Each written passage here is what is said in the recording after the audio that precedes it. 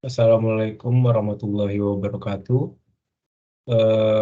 Perkenalkan, nama saya Bintang Muhammad Nafa dengan NIM 2021 31202. Di sini saya akan mempresentasikan tentang robotika untuk wawasan kecerdasan buatan.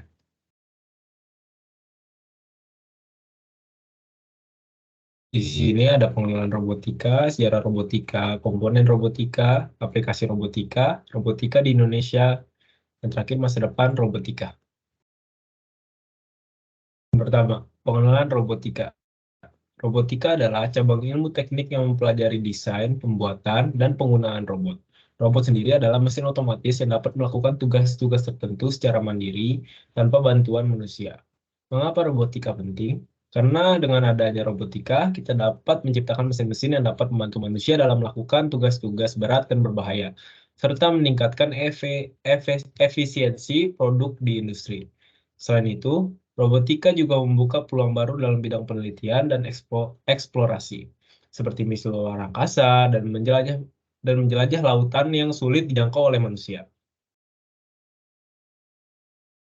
Sejarah robotika. Robotika sudah ada sejak ribuan tahun yang lalu. Pada zaman kuno, orang-orang telah menciptakan mekanisme sederhana untuk membantu pekerjaan mereka, seperti jam air dan mesin penggiling tepung.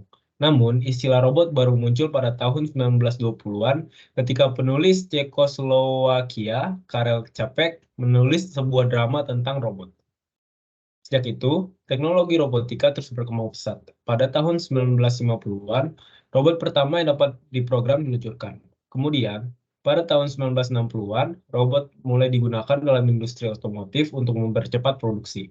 Hingga saat ini, robot telah digunakan dalam berbagai bidang seperti kedokteran, pertanian, dan bahkan eksplorasi luar angkasa. Komponen robotika. Robot adalah mesin yang dapat melakukan tugas-tugas tertentu secara otomatis. Untuk membangun robot, ada beberapa komponen utama yang diperlukan, seperti sensor, aktuator, dan mikrocontroller. Sensor digunakan untuk mengumpulkan data dari lingkungan sekitar dan memberitahu robot apa yang harus dilakukan selanjutnya.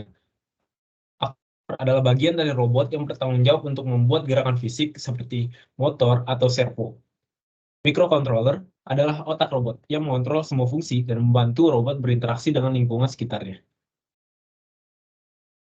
Lalu ada aplikasi robotika. Robotika telah membuka banyak kemungkinan dalam berbagai bidang, termasuk di bidang manufaktur. Robot dapat digunakan untuk melakukan tugas-tugas yang terlalu berbahaya atau terlalu sulit bagi manusia, seperti pengelasan dan pengecatan mobil. Dengan bantuan robot, produksi dapat dilakukan lebih cepat dan efisien. Selain itu, robot juga dapat digunakan dalam kehidupan sehari-hari. Contohnya adalah robot pembersih lantai yang dapat membersihkan rumah secara otomatis tanpa bantuan manusia. Ada juga robot asisten yang dapat membantu orang tua dalam merawat anak-anak mereka. Robot-robot ini membawa kenyamanan dan kemudahan dalam kehidupan kita. Robotika di Indonesia. Robotika telah berkembang pesat di Indonesia dalam beberapa tahun terakhir. Banyak perusahaan dan universitas yang mulai memperhatikan potensi robotika untuk meningkatkan efisiensi dan produktivitasnya. Salah satunya, contoh nyata adalah penggunaan robot di manufaktur, yaitu PT Yamaha Motor Manufacturing Indonesia. Misalnya, menggunakan lebih dari 100 robot untuk memproduksi sepeda motor secara otomatis. Selain itu, dalam dunia Universitas Gadjah Mada juga memiliki laboratorium robotika yang membantu mahasiswa dalam penelitian dan pengembangan teknologi robot. Dan terakhir, masa depan robotika. Robotika telah menjadi bagian penting dari kehidupan manusia di abad ke-21 ini. Dalam beberapa tahun ke depan, kita dapat melihat perkembangan yang lebih besar dalam teknologi robotika.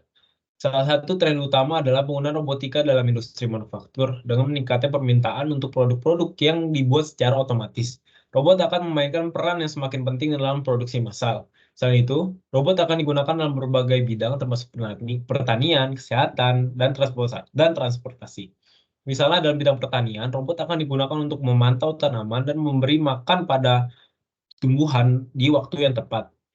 Di bidang kesehatan, robot akan digunakan untuk melakukan operasi yang lebih spesial atau lebih presisi dan mengirim obat ke pasien yang lebih efisien.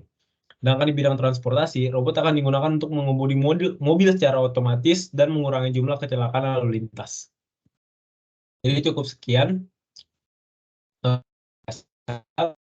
Maaf. Assalamualaikum warahmatullahi wabarakatuh.